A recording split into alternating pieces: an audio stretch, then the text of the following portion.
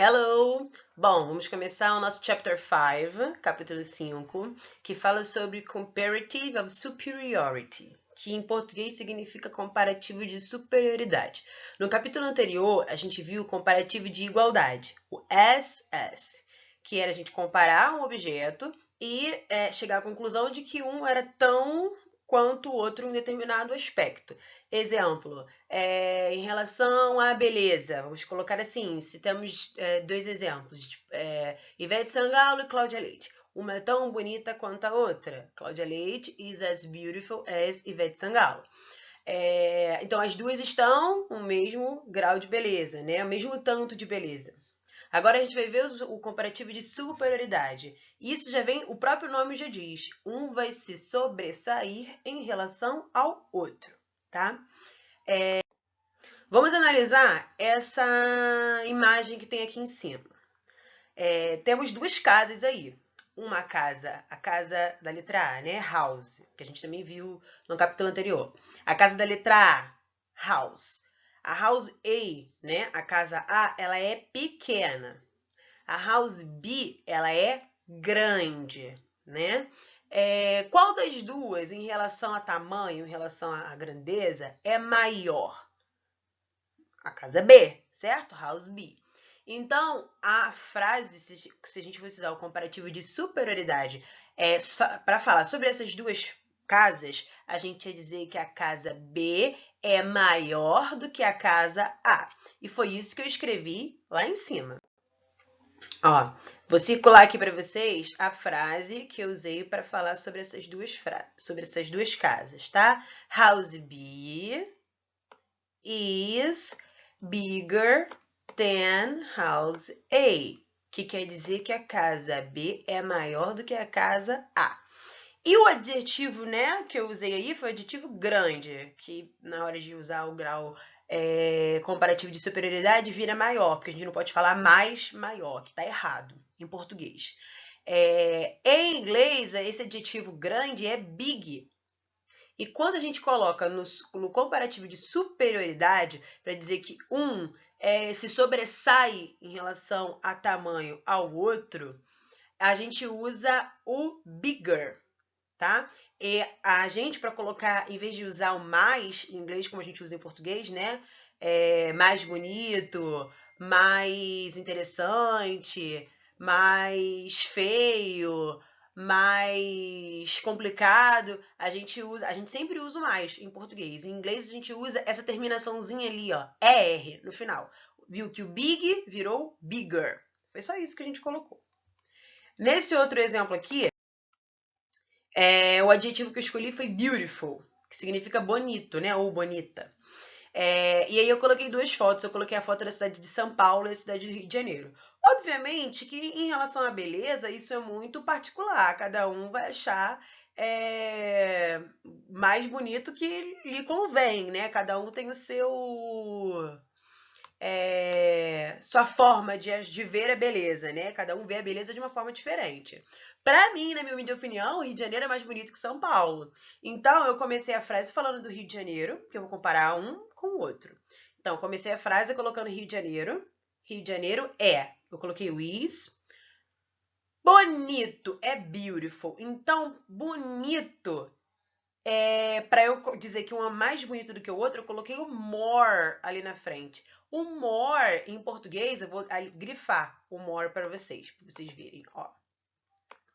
O more, ele faz a mesma função do ER que eu coloquei no exemplo anterior, de big. Só que nesse caso aqui eu usei o more porque o beautiful é considerado um adjetivo grande. Quando os adjetivos são grandes, a gente coloca o more na frente, a gente não usa o ER no final. E como que eu vou saber se um adjetivo é grande ou se um adjetivo é pequeno? Basicamente, a gente vai olhar para o adjetivo e vai contar as sílabas. Até 2 sílabas é considerado um adjetivo pequeno. Passou de 2 sílabas é considerado um adjetivo grande, que é o caso de beautiful.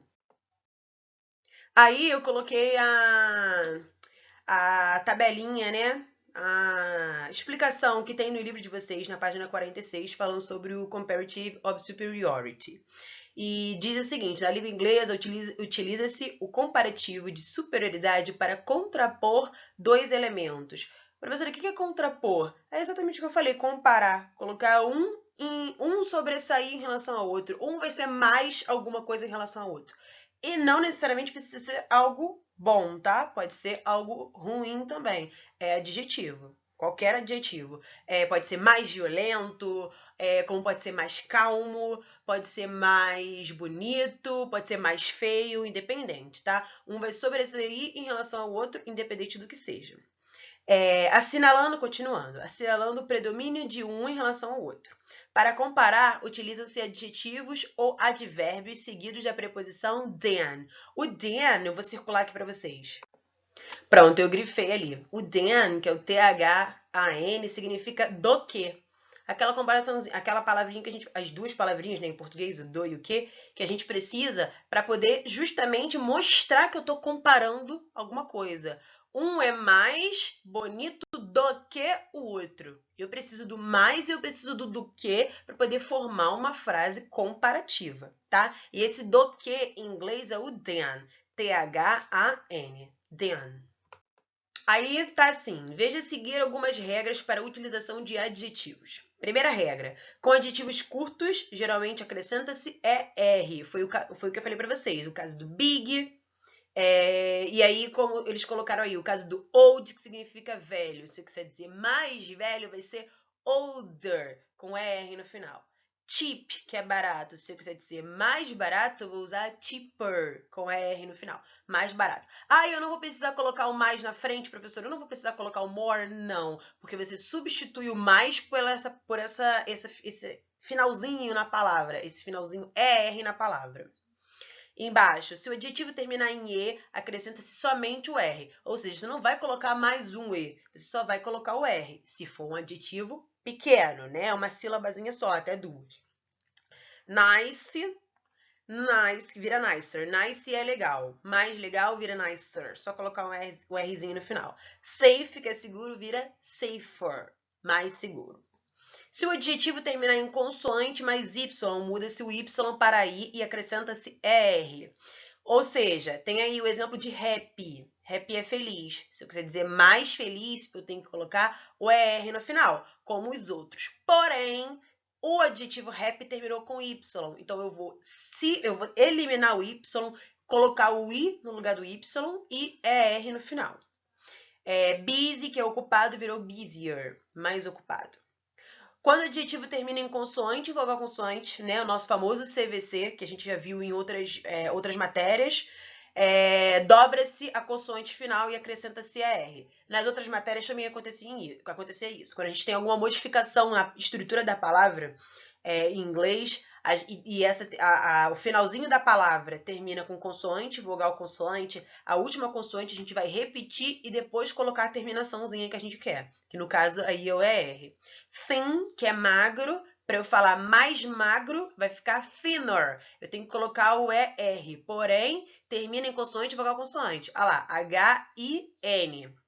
Então, eu vou colocar mais um N. Sad, que é triste, a mesma coisa, ó, grifei ali. Sad, consoante, vogal, consoante. O S, A e D. Então, eu vou dobrar o D para fazer a alteração necessária que eu preciso para colocar esse adjetivo na forma comparativa de superioridade, para ficar mais triste. De triste vai virar mais triste, que é a tradução de sadder.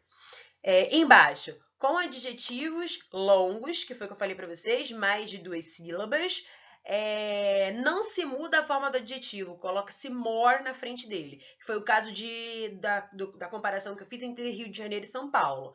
O adjetivo é beautiful, que significa bonito. Eu não posso colocar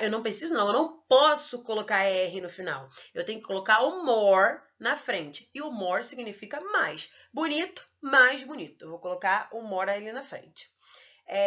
Aí eles colocaram dois exemplos. O primeiro foi comfortable, que é confortável. Mais confortável vira more comfortable. Expensive, que é caro, que mais caro vira more expensive. Embaixo, alguns adjetivos são irregulares. O que é irregular? Algo que é irregular é que ele é diferente, então ele não segue a regra. Se a nossa regra aqui dos adjetivos comparativos, né, na forma comparativa de superioridade, é colocar ER ou more na frente, o irregular ele não vai seguir nenhuma dessas duas regras. Ele vai ter a forma própria dele. Ah, como que eu vou saber? É fácil, você vai ter que gravar. Não são muitos, são esses 3 que tem aí. O good, que significa bom, o bad, que significa ruim, e o far. Far, que significa distante. A gente usa para falar sobre algo que está distante de nós. E eles ficam dessa forma ali, que eu vou grifar para vocês agora. Ó, o good vira better, o bad vira worse, e o far vira farther ou further. Você escolhe qual dos dois você vai utilizar. Né? Good, que é bom, que quando vira better fica melhor. Também em português ele também é irregular. A gente não fala mais de bom e nem mais melhor. A gente simplesmente fala melhor. Algo, por exemplo, inglês é melhor que espanhol. A gente não fala mais melhor, que é errado. Bad, que é ruim, que em português a gente fala pior. A gente também não fala mais ruim, a gente fala pior. E o far, que é distante, em português a gente fala mais distante, mas em inglês a gente tem que usar o farther, tá? E a última, com advérbios, utiliza-se a forma more, adverb, than. Ou seja, com advérbio, a gente não vai entrar muito não vai usar o ER no final. Vai ser sempre o more. More, o advérbio, e o than. Como saber se é um advérbio ou um adjetivo? Adjetivo a gente usa para caracterizar alguma coisa, né? Da característica alguma coisa, tanto característica positiva como característica negativa. E geralmente ele tá caracterizando algum substantivo. Já o advérbio não, o advérbio ele modifica um adjetivo, um outro advérbio ou um verbo, mas ele nunca modifica um substantivo. A diferença entre um e outro é essa. Mas também tá na regrinha ali do more, é só a gente colocar o more, o advérbio e o than, como a gente tem que fazer nos adjetivos grandes, nos adjetivos que são grandes em inglês na forma comparativa de superioridade. É isso. Espero que vocês tenham entendido, mas a gente vai trabalhar mais um pouquinho disso aí. Tem ainda mais um vídeo que fala sobre o grau comparativo dos adjetivos. Bye, bye.